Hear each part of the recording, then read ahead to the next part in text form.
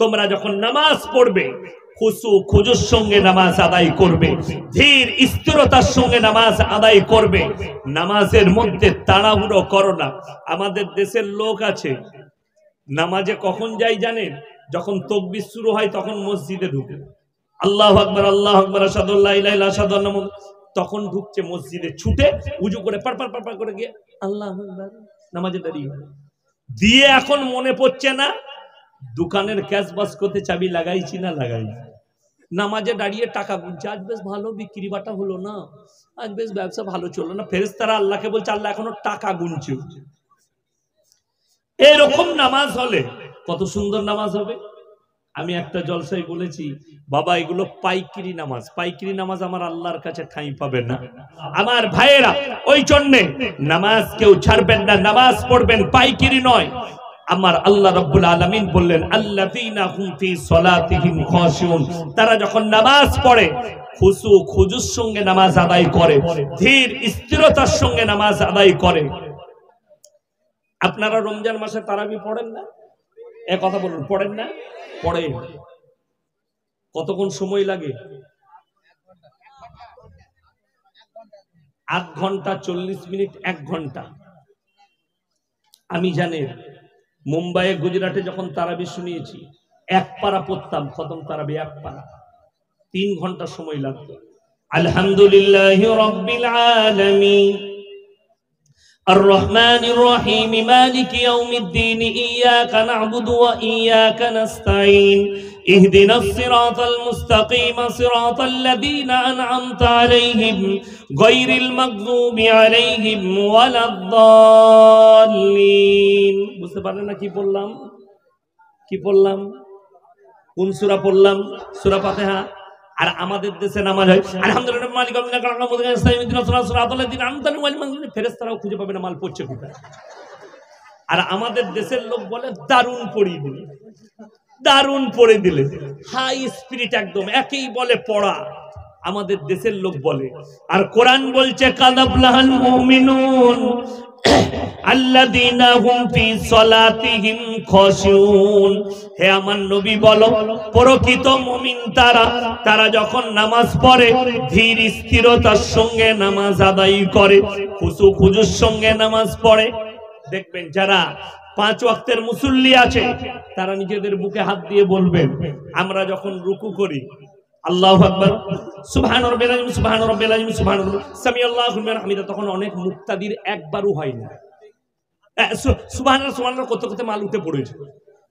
আর ই দেখলে আমি আর থাকি কেন, আমিও চালিয়ে দিই। তো নামাজ পাইকারি ইসলাম নিষেধ করেছে না। শুনে ফাইন্নাহু ইয়ারা, তোমরা নামাজে দাঁড়ালে মনে মনে ভাববে আমি আল্লাহকে দেখতে পাই বা না পাই, আমার আল্লাহ আমাকে অবশ্যই দেখছেন। এটা মনে মনে ভেবে তোমরা আল্লাহর কাছে চোখের পানি ফেলিয়ে কাঁদবে। আমার ভাই, নামাজ এমন একটা ইবাদত, কোরআনে আছে ইন্নাস সালাতা তানহা আনিল ফাহশাই ওয়াল মুনকার। নিশ্চয়ই নামাজ এমন একটা ইবাদত, মানুষকে অশ্লীল কাজ, খারাপ কাজ থেকে বিরত করে ভালো কাজের দিকে নিয়ে আসে। জোরে বলুন সুবহানাল্লাহ। ভালো কাজের দিকে নিয়ে আসে। আপনি অশ্লীল কাজ করছেন, আপনি নামাজি হয়ে যান, আপনাকে বাধা দিয়ে দেবে এই নামাজ, আর ভালো কাজের দিকে নিয়ে আসুন। তারপরের আয়াত আমার আল্লাহ বললেন ওয়াল্লাযীনা হুম আনিল লাগবি মুরিদুন। মুমিনদের দ্বিতীয় নম্বর আখলাক, তারা নিজেদিকে গুনাহ কাটা থেকে বঞ্চিত রাখবে। আমার ভাইরা, আমি একবার বললাম আপনাদেরকে, কি বললাম, যে আমাদের মধ্যে 100টা নামাজির মধ্যে 98 জন জাহান্নামে যাবে। তার দলিলগুলো শুনলেন। আমরা নামাজও পড়ি, লটারির টিকিট কাটি, আমরা নামাজ পড়ি সুদ খাই, আমরা নামাজ পড়ি লোকের ক্ষতি করি, আমরা নামাজ পড়ি ভাইয়ের সঙ্গে কথা বলি না, আমরা নামাজ পড়ি মা বাবার সঙ্গে সৎ ব্যবহার করি না, আমরা নামাজ পড়ি বিবির সঙ্গে ভালো ব্যবহার করি না। আমার নবী, বিশ্ব নবী, বুখারী শরীফের রওয়ায়াতে আছে, তোমরা ততদিন পর্যন্ত মুমিন হতে পারবে না যতক্ষণ পর্যন্ত তোমার কাছ থেকে তোমার প্রতিবেশী সুরক্ষিত হবে না। আমাদের কাছ থেকে আমার ভাই সুরক্ষিত নয়, ঠিক বলছি না ভুল বলছি? আমার ভাই সুরক্ষিত নয়। আমার বোন সুরক্ষিত নয়, আমার প্রতিবেশী সুরক্ষিত নয়, তুমি মুমিন কি করে হবে? জান্নাতে নামাজ পড়ে কি করে যাবে? তুমি বাবা মাকে ভাত দাও না, তুমি বলছো আমি ফার্স্ট কাতারের নামাজি। তুমি সুদ খাও, আমাদের দেশে মদ খেয়ে মসজিদে ঢুকতে পাই না, গাঁজা খেয়ে ঢুকতে পাই না, অথচ আমাদের দেশে সুদ খেয়ে ফার্স্ট কাতারে নামাজ পড়তে পায়, ঠিক কি না? তারা আবার বড় বড় হাদিস বলে, তারা আবার মসজিদে 1 লাখ টাকা দান করলে তার দাম আলাদা হয়। বড় কষ্ট লাগে, তারা যখন আমাদের মাদ্রাসায় টাকা দেয় তার দাম আলাদা হয়। তাকে আমরা দস্তরখান দিই, নাস্তা দিই, আর একটা হালাল রুজি রোজগার করে একটা চাষি মানুষ 500 টাকা দিলে তাকে আমরা সম্মান দিই না। এটাই কিয়ামতের আলামত। আমার ভাই, না, তুমি নামাজ যখন পড়বে, শোনো, আল্লাহ নামাজের পরেই বললেন ওয়াল্লাযীনা হুম আনিল লাগবি মুরিদুন, তারা যেন নিজেদিকে গুনাহ কাটা থেকে বঞ্চিত রাখে। ওয়াল্লাযীনা হুম লিয-যাকাতি ফাইলুন, এটা হচ্ছে 3য় নম্বর। ওয়াল্লাযীনা হুম লিয-যাকাতি ফাইলুন, আমি যাদেরকে মাল দিয়েছি তোমরা যথাযথভাবে যাকাত প্রদান করবে। সারা বছর খরচা করে 1 লাখ টাকা বেঁচে গেল, অ্যাকাউন্টে 2 লাখ বেঁচে গেল, এলাকে মাত্র 2,500 টাকা যাকাত গরিব এতিম মিসকিনের জন্য। যারা যাকাত দেয় না, মাল থাকার পরে 1 বালতি দুধে যদি মুত পড়ে যায়, এক টোপ দুধটা খাওয়া যাবে? খাওয়া যাবে না। 1 বালতি দুধে 1 টোপ মুত পড়ে গেলে দুধটা ফেলে দেন।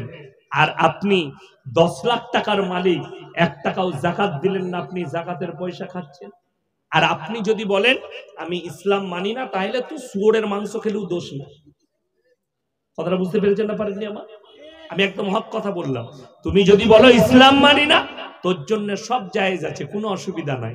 কিন্তু যদি বলো আমি আল্লাহকে ভয় করি, ইসলাম মানি, তাহলে শোনো, একটা কথা মাথায় রাখবে, যাকাত যাদের ফরজ হয়েছে যাকাত অবশ্যই দিবেন। সকলে জোরে বলুন ইনশাআল্লাহ। ওয়াল্লাযীনা হুম লিয-যাকাতি ফাইলুন, এর পরেরটা দারুণ ভাইটাল, ওয়াল্লাযীনা হুম লিফুরুজিহিম হাফিজুন, এটা 4র্থ নম্বর। তোমরা তোমাদের লজ্জা স্থানের রক্ষণাবেক্ষণ করবে। এটা মুমিনদের জন্য, নারী পুরুষ সকলের জন্য ভাইটাল। তারা যেন নিজেদের লজ্জা স্থানের রক্ষণাবেক্ষণ করে। ব্যভিচার হচ্ছে আল্লাহর কাছে একটা নিকৃষ্ট পাপ, খুব নিকৃষ্ট পাপ। ওই জন্য ব্যভিচার করবেন না। শুনেলেন অনেক মেয়ে অবৈধ সম্পর্ক করে পেটে বাচ্চা আসে না? আসে না? কথা বলুন, পেটে বাচ্চা আসে। আমরা তাদের সেগুলোকে আমরা কি বলি? আমাদের সমাজে গুদা বাংলায় বেদো বাচ্চা বলে, বলে না? নাজায়েজ বাচ্চা বলে। শুনেলেন ওই বাচ্চাটা যদিও নাজায়েজ, পাপী হচ্ছে বাবা আর মা, সে হচ্ছে মাসুম। সে কি বললাম?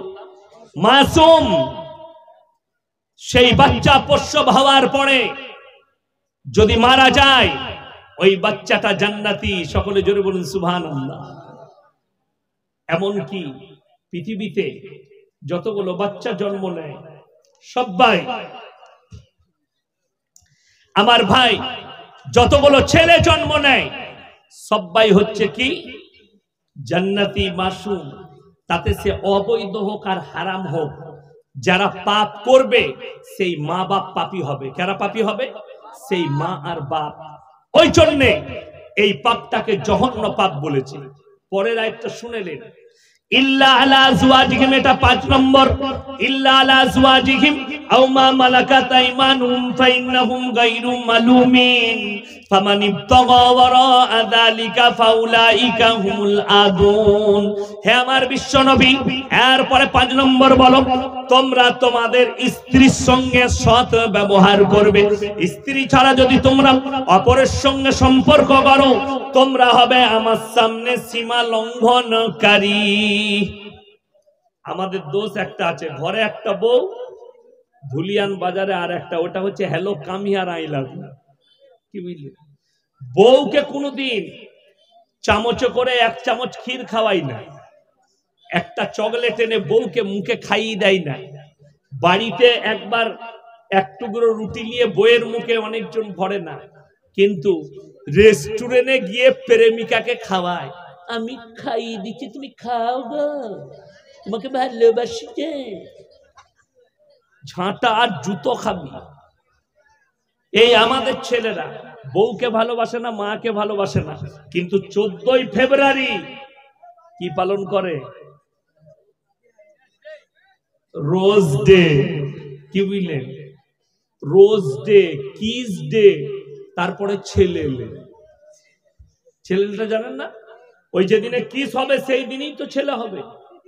নাউজবিল্লাহ বলুন, বড় কষ্ট লাগে। পার্কে গিয়ে বলছে আই লাভ ইউ, গোলাপ ফুল নিয়ে, তোমাকে ভালোবাসি। 3 দিনে তার মুখ দেখলি আর ভালোবাসা হয়ে গেল।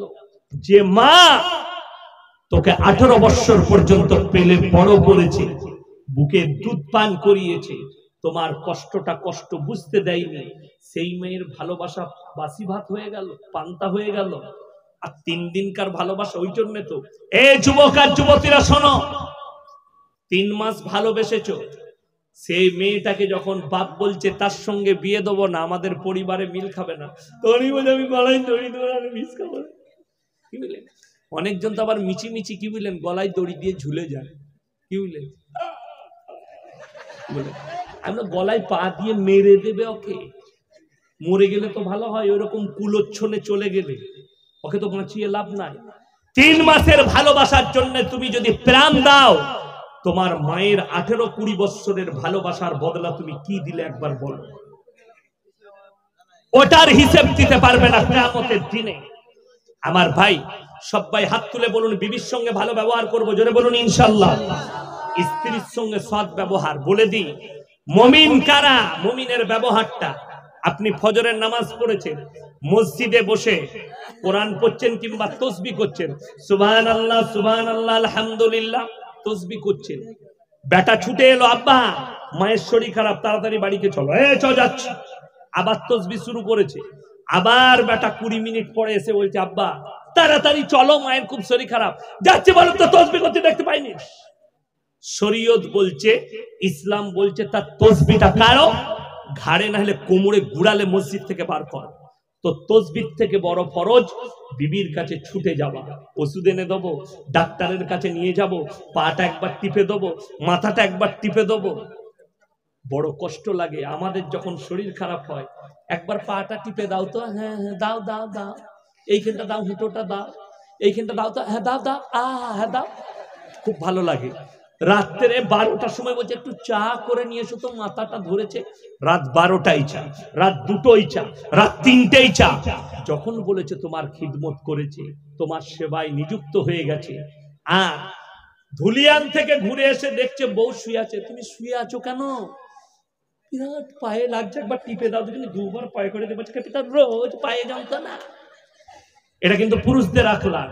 ওই জন্য বলে দিই, কোন স্ত্রী যদি বলে আজকে আমি বাপের বাড়ি যাচ্ছি, রাতের বেলায় ছেলে দিকে রান্না করে খাইয়ে দেবে, আমি সকালে আসছি, ও ঘুরে এসে দেখবে একটা ছেলে হাত ভেঙে গেছে। কেন? যখনই একটা বেটা বলবে আমি মাছ খাবো না, মাংস লাগবে, চুপ করবে, তোর মনে ফাটিয়ে দেবো, খাবি তা খা। এটা কিন্তু বাপের আখলাক। আমাদের বাপদের মা হলে কি বলতো? বাপ আমার খেয়ে নাও, লাল আমার খেয়ে নাও, সোনা আমার খেয়ে নাও, মাথায় হাত বুলিয়ে চকলেট দেবো, পয়সা দেবো, কালকে তোমাকে মাংস দেবো। মা হলে মাথায় হাত বুলিয়ে খাইয়ে দিত। ওই জন্যে আপনাদের মনে মনে হবে, এরে এই মৌলবীরা বইয়ের পা টিপে, যাও জলসা শেষ করে মুমতাজ ভাই শেষ হবে, তারপরে ঘর যাও। কি বলবে? ইয়াসিন ভাই বলে গেছে পা টিপতে, খাপা পাটে। হ্যাঁ রে, আমি ফেলাইছি তোমাদিকে, যাও খালি ঘরে। কি বলে? কিন্তু অত বুকা আমি লয়। মারা মনে মনে করছে দারুণ মৌলবি এনেছে। কিন্তু শোনো, এরপরে আমার মায়েরা বোনেরা তোমরা শোনো, তোমাদের জন্য জান্নাতের 8টা দরজা খোলা থাকবে। কখন? শোনো, যখন তোমরা নামাজি মুসল্লি দিনদার হবে, পরেজগার মুত্তাকি হবে, আর পর্দা পুশিদার মধ্যে আসবে, আর বেশি বেশি করে স্বামীর খিদমত করবে। প্রথমেই পর্দাটা বলে দিই, আমি কিছুদিন থেকে দেখছি রাস্তাঘাটে সব মেয়েরা। আমি বললাম আল্লাহ, মৌলবীদের কথা কাজে লেগেছে, মায়েরা মোটামুটি পর্দা করছে, খুব ভালো লাগলো, এত সুন্দর পর্দা রাস্তাঘাটে। তারপরে গবেষণা করে দেখলাম আল্লাহ এতেও 2 নম্বরই। কি 2 নম্বরই? হ্যালো, তুমি কোথায় আছো? বললে আমি সাজুর মোড়ে আছি। তুই কোথায়? বললে ধুলিয়ান বাজারে দাঁড়িয়ে আছি। বললে খেপি ভালো করে উন্নাটা মান, ভালো করে উন্না বেঁধে নিয়েছে, অ্যাপাচি নিয়ে চু করবেন, বস পৌ করে পালিয়ে গেল। লোকরা বললে কাকে নিয়ে গেল? বললে বুঝতে পারি নাই, মুখ বাঁধা ছিল। এটার নাম হচ্ছে প্রেমের পর্দা। 2 নম্বরই আমার আল্লাহ কোরআনে বলেছে, আমার মায়েরা বোনেরা শুনে নাও, কোরআন নকল করছে, ওয়াদরিব খুমুরিহিন্না আলা জুনুবিহিন, হে নারীরা তোমরা পর্দা নির্ধারিত করো, তোমরা কোনোদিন ধর্ষিতা লাঞ্ছিত হবে না, তোমরা কোনোদিন অপদস্থ হবে না, লাঞ্ছিত হবে না। আমার ভাই, আমি বলে যাব আপনাদেরকে, সবাই মায়েদের সঙ্গে ভালো ব্যবহার করবেন, জোরে বলুন ইনশাআল্লাহ। স্ত্রীর সঙ্গে ভালো ব্যবহার। আমার বাজার আজকে আরো বেড়ে গেল, মেয়েরা বলবে ওই মৌলবি কি দাওয়াত দিবে, তাই না? সকলে লাস্টে হাত তুলে একটা ওয়াদা করুন, মা বোন আমরা কেউ সকলে 5 ওয়াক্তের নামাজি হব। সকলে হাত তুলে বলুন ইনশাআল্লাহ। আল্লাহ তাআলা আমাদের সকলকে কবুল করুক, আজকের রাত্রিকে কবুল করুক, আজকের জালসাকে কবুল করুক। আপনারা আমার জন্য দোয়া করবেন। আমি দোয়া দিই এই জালসার কমিটিকে আল্লাহ এদের সকলের জানেমালে আবরু ইজ্জতে আল্লাহ বরকত দাও, সকলের কারবারে ব্যবসা বাণিজ্যে বরকত দাও। আপনারা আমার জন্য দোয়া করুন, আমি আপনাদের জন্য দোয়া করি।